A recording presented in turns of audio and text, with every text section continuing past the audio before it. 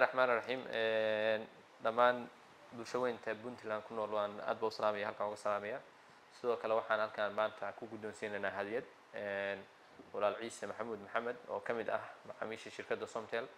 kaas oo ku guuleystay barnaamijkan iyo offerkii aan ugu talagalnay bulshada bisha Ramadaan offerkaas oo ah hel habeen walba hadiyad taasoo qayb ka ah inaan ku dhiirigelino macaamiishan ee bulshada reer Puntland taasoo guud ahaan Puntland xariga ka jirnay Ramadaanka bilowgiisii saa loo socotaan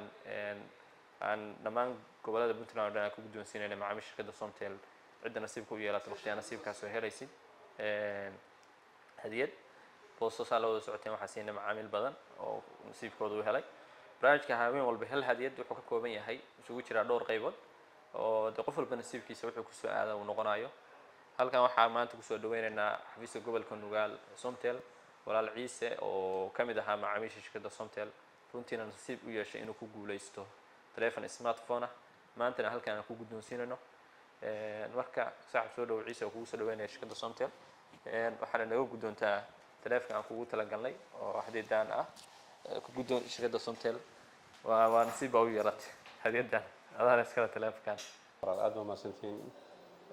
shirkadda Somtel aad u maasantahay waxaan kamid ahaa macaamiisheeda adeegyada kala duwan isticmaala internetka ugu horeeya iyo idahabka iyo marka wali soo wacay waxa la yiri waxaan ku guuleystay nasiibka habeen walba iyo hadiyada marka waa imid xarunta imidada aniga xarunta jooga telefoonka la guddoonsiyay aad baan uga mahadcelinayaa shirkadda